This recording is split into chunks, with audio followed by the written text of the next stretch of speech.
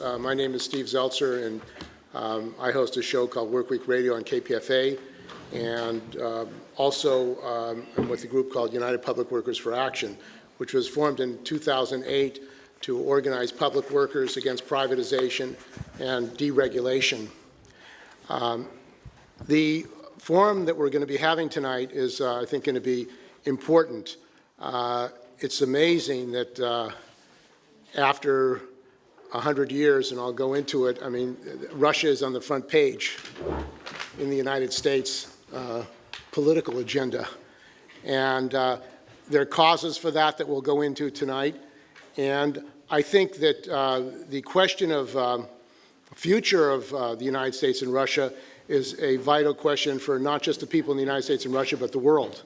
So our forum tonight is going to look at the causes of this conflict, of the hysteria that's being whipped up against Russia and Putin, and what is going on today in the world that is causing this crisis, this political crisis. So our first speaker is going to be Dr.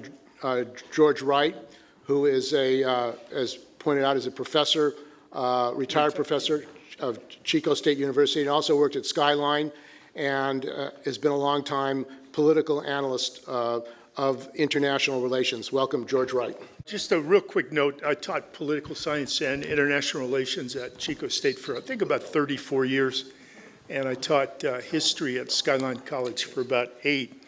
I'd like to start my comments tonight with some reference to Zbigniew-Brzezinski.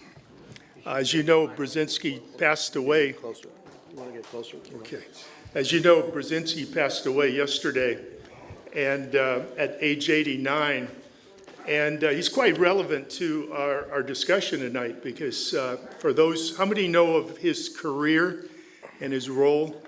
Okay, he is very relevant to our discussion because he served in a number of different capacities. He was a professor, actually he was a colleague of Henry Kissinger in graduate school at Harvard. They were competitors, and I think to the last dying moment of Brzezinski, they were still competitors. Brzezinski taught at Columbia, and he was a co-founder of the Trilateral Commission, along with David Rockefeller, who financed that commission back in the early 1970s. He also was a major advisor to Jimmy Carter prior to Carter's election, and then served as his national security advisor for 4 years. After that, he continued in a number of capacities, writing books, appearing on news television shows, and counseling and advising candidates, presidential candidates, as well as presidents themselves. And I know for a fact that he even was a consultant to Trump prior to Trump's election, certainly Obama and many others. So I'd like to make a few comments about Brzezinski. In 1852, Karl Marx wrote in the 18th century Brumaire of Louis Bonaparte the following. Hegel remarks somewhere that all great world historic facts and personage appear, so to speak, twice. He forgot to add, the first time is tragedy, the second time as farce. I think that's quite relevant to Brzezinski. Marx continued by saying, men make their own history, but they do not make it as they please. They do not make it under self-selected circumstances, but under circumstances existing already, given and transmitted from the past. I could continue that quote, but let me make some of my own comments. No one person has made the world we live in today, but if you had to pick only one person who did play a significant role in shaping the contemporary world we have to live in, it is Brzezinski. It was he who, as Jimmy Carter's national security advisor, began arming the Mujahideen in Afghanistan in July 1979. Against the position of Secretary of State Cyrus Vance and also the State Department. 6 months later, the Soviet Union intervened in Afghanistan. Thus, Brzezinski is responsible for making Osama bin Laden a historic figure and laying the groundwork for the rise of Al-Qaeda and ISIS. Also is Brzezinski who initiated the failed commando hostage rescue attempt in Iran in April of 1980, which prolonged that crisis. If that impossible rescue attempt had not occurred, Vance would not have resigned in the aftermath, and Carter may have been able to get the hostages released prior to the November election. Then Reagan might not have been elected either.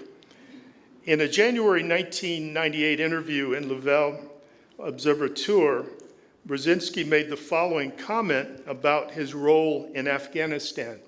This was an article again in 1998. So I'll try to make it as brief as possible, but I think it's very, very important to know and I think it's very relevant to what we would like to talk about tonight. This is the questioner. The former director of the CIA, Robert Gates, stated in his memoirs that American intelligence services began to aid the Mujahideen in Afghanistan 6 months before the Soviet intervention. In this period, you were the national security advisor to President Carter. You therefore played a role in this affair. Is that correct? Brzezinski. Yes, according to the official version of history, CIA to them began during 1980. That is to say, after the Soviet army invaded Afghanistan in December of 1979. But the reality, secretly guarded until now, is completely otherwise.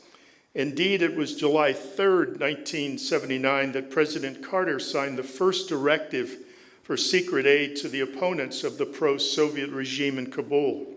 And that very day, I wrote a note to the president in which I explained to him that, in my opinion, this aid was going to induce a Soviet military intervention. The questioner: despite this risk, you were an advocate of this covert action, but perhaps you yourself desired this Soviet entry into war and looked to provoke it. Brzezinski: it isn't quite that. We didn't push the Russians to intervene, but we knowingly increased the probability that they would.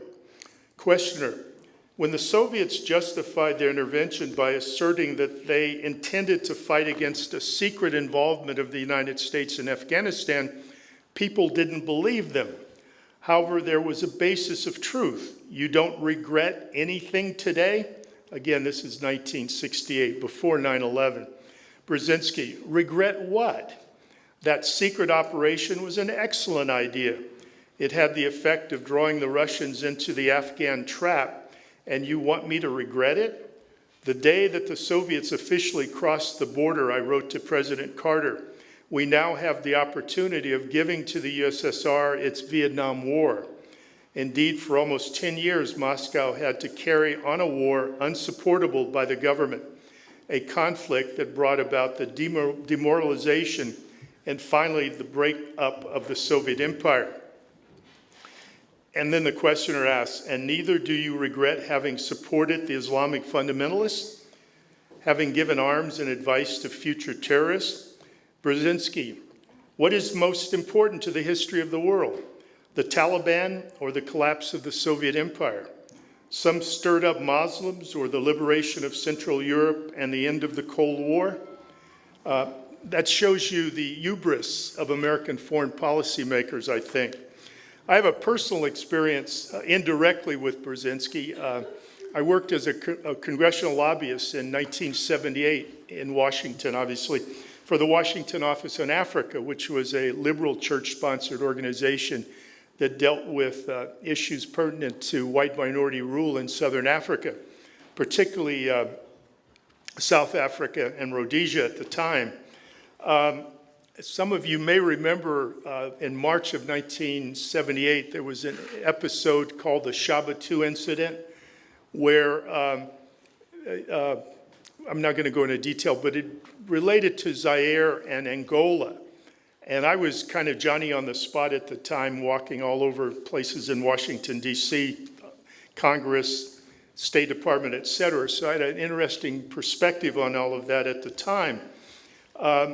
watching Carter and Brzezinski, it dawned on me this was the beginning of the Second Cold War. And most of my research and studies since has been about that moment in time.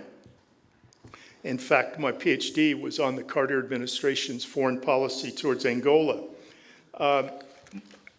While in Washington, I decided I wanted to do something, so I went to a print shop and got some bumper stickers made, and the bumper sticker read, "Impeach Brzezinski," and I put them on telephone posts all over Washington, D.C. Last night, my sister in New Jersey called me, because she was an accomplice with me, and reminded me of that time we had, and she said, "Wasn't that a lot of fun?" Okay.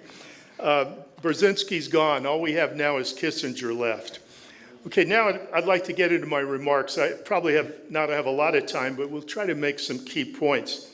The premise of my talk is that the United States and Russia are on an inevitable collision course that will, based on history, logically result in World War III. That is unless the working classes of the world rise up to prevent that from happening, or if the Russian government capitulates to United States dictates, which I doubt that they're going to do at this point in time. What I'd like to do is to flesh out my observation and comment on why we've reached this particular point. The first point I want to make is the lesson we should all have learned by now is, quote, "Whenever the United States and the propaganda drumbeat, always culminating into hysteria by the corporate-owned media, including PBS, begins to demonize an international political leader, you can make 4 assumptions that will be correct. First, that leader is being targeted for regime change. 2, the targeted leader has carried out policy that the United States does not like, and or the leader has not adhered to United States geopolitical economic dictates. 3, the allegations that are made against the targeted leader are outright false, based on selected facts taken out of context, or are part of a double standard. 4th, the leader has done something that benefits the country's national interests, sometimes benefiting even the working class and the poor. Hugo Chavez comes to mind very quickly when I think of that point. Relative to President Putin, he has been demonized since 2003, 2004, a process that is accelerated since 2014. That is why I propose President Putin has been targeted for regime change. In my notes, I have some comments here about Russiagate, which I think will come up in other parts of our panel tonight. What I'd like to do now is to comment on why President Putin has been targeted for regime change. There's some general reasons and some specific reasons. Some of these general reasons are probably quite familiar to them. The first is the United States' historical imperative to expand. The territorial expansion, accompanied by historical myth, is central to the DNA of the United States experiences.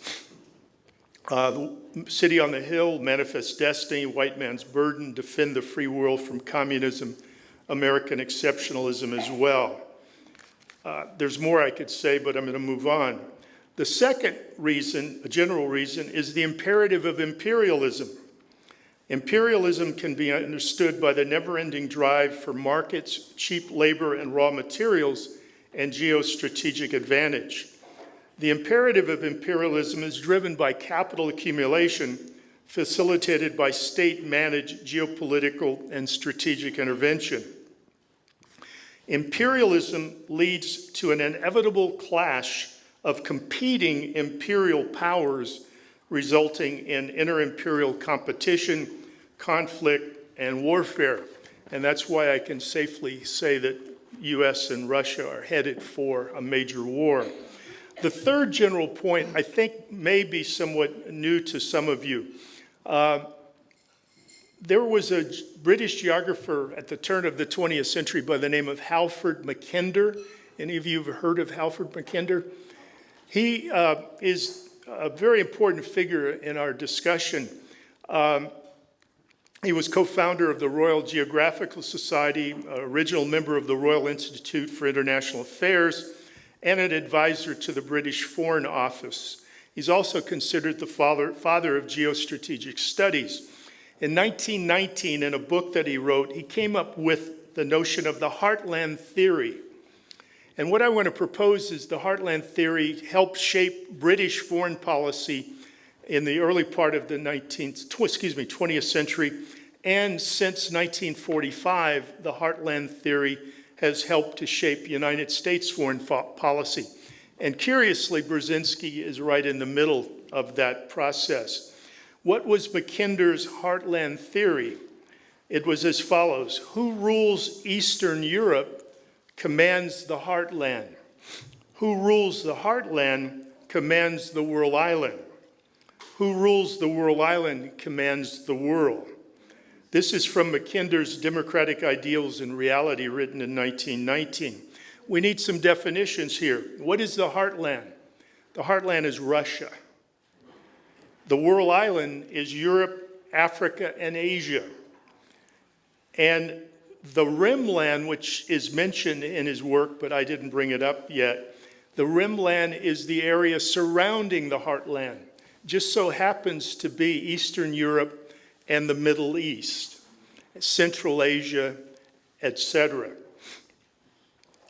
So what I want to propose is that why Russia is so important to American policymakers at this point has to do with Mackinder's heartland theory.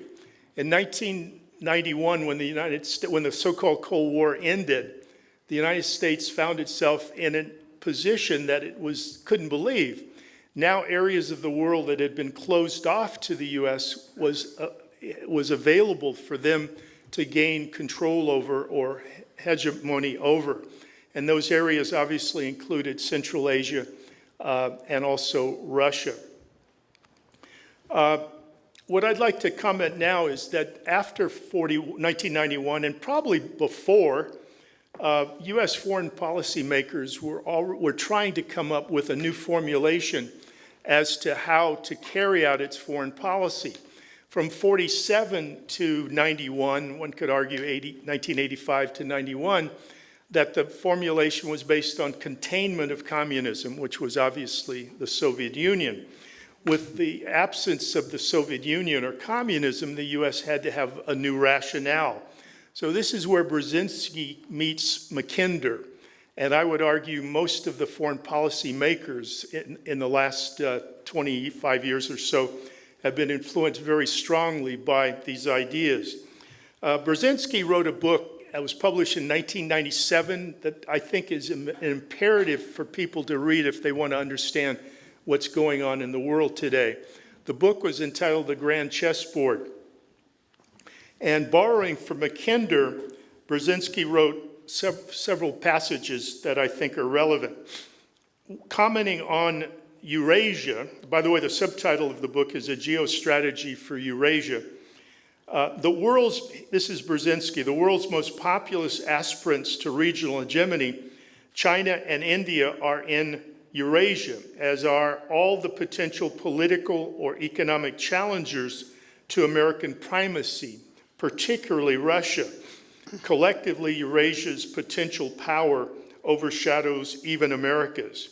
Brzezinski continued, a power that dominated Eurasia would exercise decisive influence over two of the world's three most productive regions, Western Europe and East Asia. A glance at the map also suggests that a country dominant in Eurasia would almost automatically control the Middle East and Africa. With Eurasia now serving as the decisive geopolitical chessboard, it no longer suffices to fashion one policy for Europe and another for Asia. What happens with the distribution of power on the Eurasian landmass will be of decisive importance to America's global primacy and historical legacy, and I add its national interest. I hope you see where I'm going here, is that in 1991, the US had the opportunity to pursue what I like to call absolute global hegemony, meaning to gain control over every country and all the world's natural resources. And certainly the most important objective was to gain control of Eurasia and the heartland. And so I believe very strongly that much of the anti-Russian policies that have been in place for now maybe 17 years or so, since the emergence of President Putin, the objective has been to have regime change in Russia so that the U.S. could have hegemony over Russia. I think it's very important to note is from 1991 to 1999, the U.S. had pretty good control over Russia because of two basic realities. One was its influence and support for Boris Yeltsin, who had both basically opened up Russia for total exploitation of Western interests, particularly the United States, as well as the obvious so-called oligarchs that emerge, as well as created an authoritarian state apparatus. Now, I think the next point I want to make is that many of the policy formulations, some of them which you're familiar with, I think are derived directly from the ideas of Mackinder/Brzezinski. Wolfowitz's role in creating the defense policy guideline back in 1992 for Cheney. The major thrust of that is to preclude a great power rivalry and to use preemptive war to prevent that. Well, the only powers that could be great at that point in the 90s was either China or Russia. Obviously, the Project for the New American Century played a role in this, framing what U.S. policy should be. And then in 2002, under Bush II, his National Security Strategy Memorandum, or better known as the Bush Doctrine, was directly derived from the 1992 Defense Policy Guideline. Also, the objective of the United States starting with Bush, was to control the world's energy resources as a means to gain absolute global hegemony. And I propose the following question: do you think the United States will have expended trillions of dollars in the Middle East if the primary export there was sugar beets? Okay. There's a lot of literature on all of this. A guy named William Engdahl has written, I think, a very important book entitled A Century of War, where he looks at the history of oil politics, and his last chapter deals with events from 1991 up until the book was published in 2011. Just as a side note, we must note that Russia is the world's richest country in oil and natural gas and mineral reserves. Russia has the largest oil reserves in the world, 30%, and natural gas reserves, 32% as well. In fact, my friend and political geographer Peg McCormick has described Russia as, quote, sitting on an ocean of oil. Let me jump through here. A book I would also refer you to is Naomi Klein's book, The Shock Doctrine, Disaster Capitalism. And there's a long two-chapter part where she discusses the 1990s in the United States and how the United States, the IMF, the World Bank, and others, Harvard University professors like Jeffrey Sachs, et cetera, just literally raped the social property that had existed under the Soviet regime. Let me make a few real quick points. I'm taking up a lot of time here, and talk about why Putin is such a bad guy to the United States. I think the most obvious is that he's a Russian nationalist, and he's demanding the world respect Russian national sovereignty. His policies are committed to defend Russia's natural interests, which includes its sphere of influence. But what we must know very strongly is the U.S. officially has declared that Russia has no sphere of influence. So if the U.S. wants to put NATO in Georgia or stage a coup in Ukraine and install NATO in Ukraine, who cares about what the Russian interests are, okay?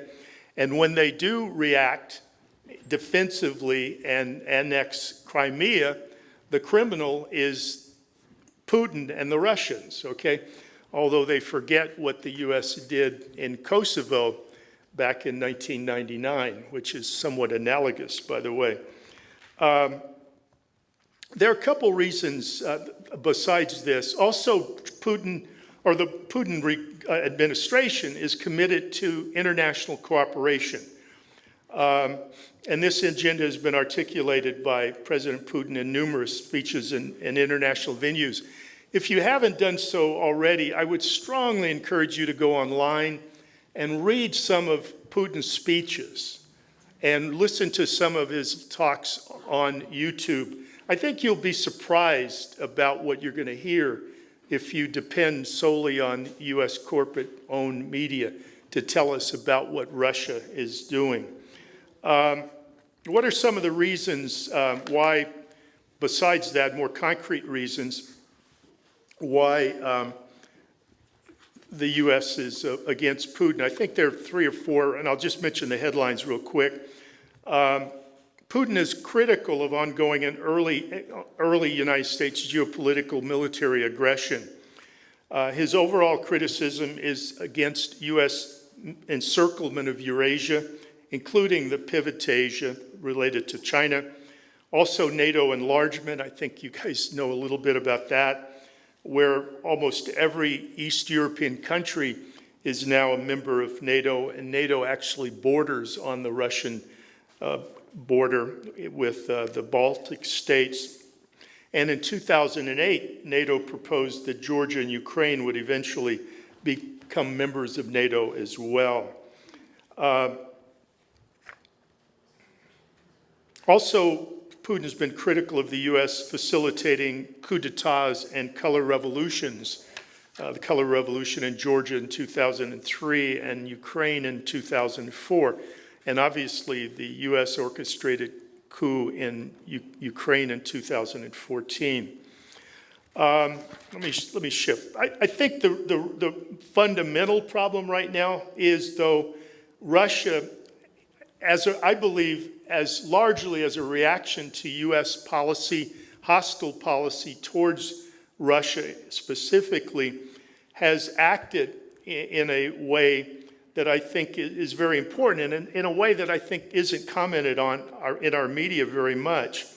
What Russia has become an assertive regional and global actor. We know about its involvement militarily, perhaps in Syria, but I think in a very select and distorted way. But we really don't know about what I think is really important, and that is Russia's involvement in multilateral organizations. And we'll talk about that in a moment. What we want to stress is, what are the implications of, actually I'll mention some examples and basically wrap up with what I think are the implications of this. The multilateral organizations would be the BRICS. That's an alliance of Brazil, Russia, India, China, and South Africa. Propose for you to look up the BRICS, B-R-I-C-S. It's a very important apparatus. The Shanghai Cooperation Organization, which is very important, basically consisting of Russia and China and several other countries, Kyrgyzstan, for example. India and Iran are, by the way, have observer status to the Shanghai Cooperation Organization. The Russian-founded Eurasian Economic Union. Obviously, the Chinese-founded Asian Infrastructure Development Project. And perhaps the most significant is the strategic partnership that Russia has with China. And there's a long history of this. As early as in the early 1990s, China and Russia signed a couple treaties of friendship. But as the hostility, particularly after 2014 on the part of the United States towards Russia, has intensified, and Obama beginning the pivot to Asia in 2009, we see Russia and China, even though they do have involvement around the world to varying degrees, are in fact moving closer to closer in what is called a strategic partnership.